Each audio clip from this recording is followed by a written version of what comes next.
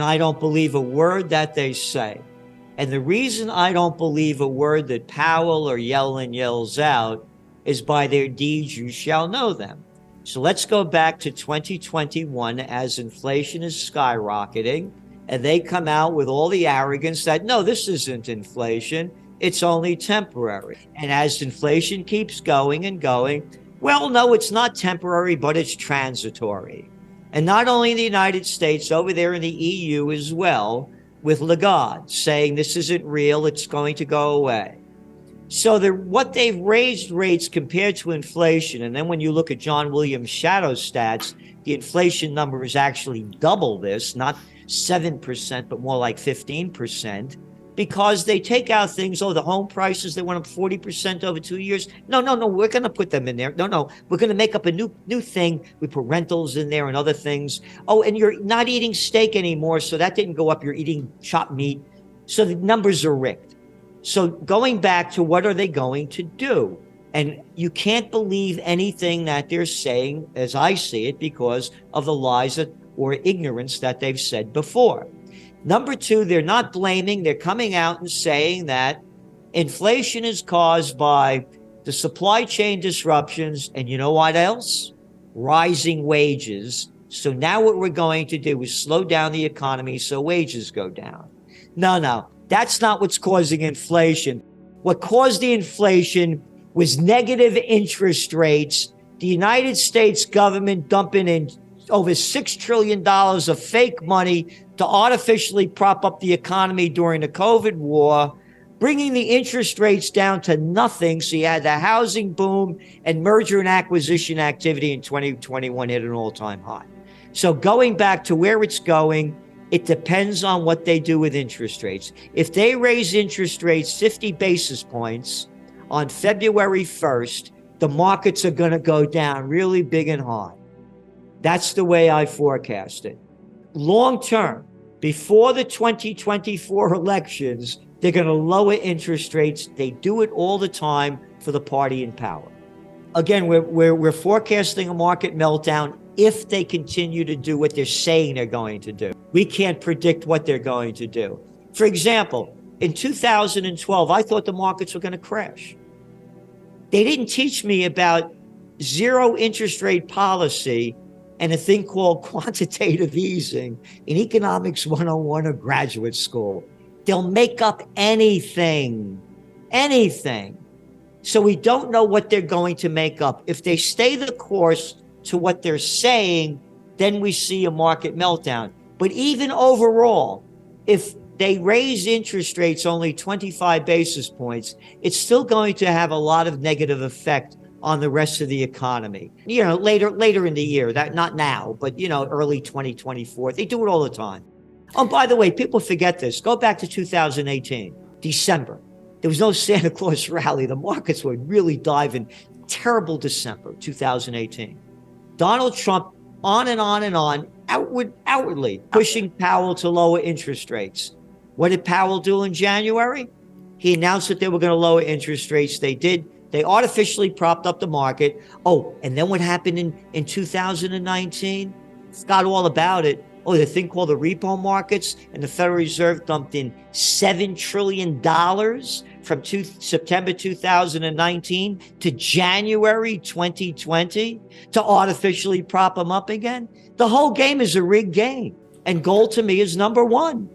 Look, you just saw what happened in 2022 with the central banks gobbling this stuff up like crazy. They know what's going on. So again, to me, gold is the number one safe haven asset.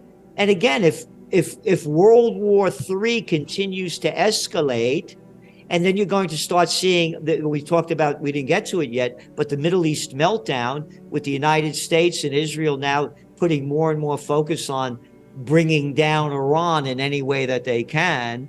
You see oil prices starting to skyrocket again. You're going to see a meltdown.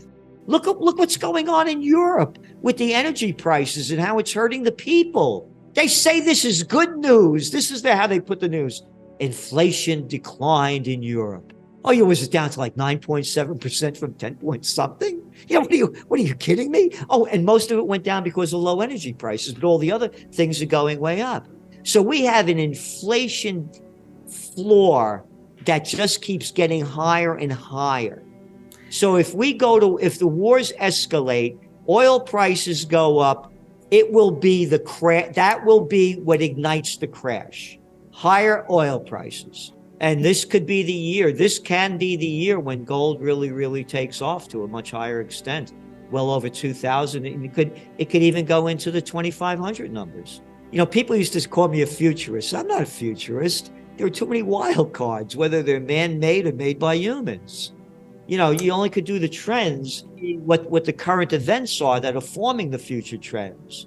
So if the current events that are forming future trends continue to escalate into war in Ukraine and the Middle East, yes, gold goes through the roof. Anything can happen. And to me, gold is the number one safe haven asset. Again, I'm pushing for peace. Peace is prohibited. You're not allowed to talk about peace. It's not talked about at all in the media. And when you talked about peace, all they talk about is no, no, no, we're going to do more and more and more. So to me, that the gentleman or woman who said that gold is $5,000 an ounce, you're not even going to want to own it, I agree. I mean, you're looking at the emerging markets. They're submerging really deeply. They have all this debt. A lot of it's dollar-based. And the dollar is still much stronger than it was before. And they're going to go down really hard. And the damage done by the COVID war is incalculable. Look, one of our top trends is office building bust. You're looking at office occupancy rate, and you could go to the data, look it up, Castle, any of them. At best, it's 50%. And now you're looking globally. You're looking in Europe at a 46% office occupancy rate. Places like London, 35%. All the businesses that depended on it. I'm telling you, the damage that has been done by the COVID war, not only financially, but spiritually, emotionally, physically. Kids are going out of their minds from what happened with the lockdowns. Drug dealers, crime, one thing after another. So what we're saying is the economic situation is only artificially being covered up by the markets. When the markets go down, then the rest of the people in the economy know how bad it is. Every week we do the unemployment numbers, the people leaving jobs.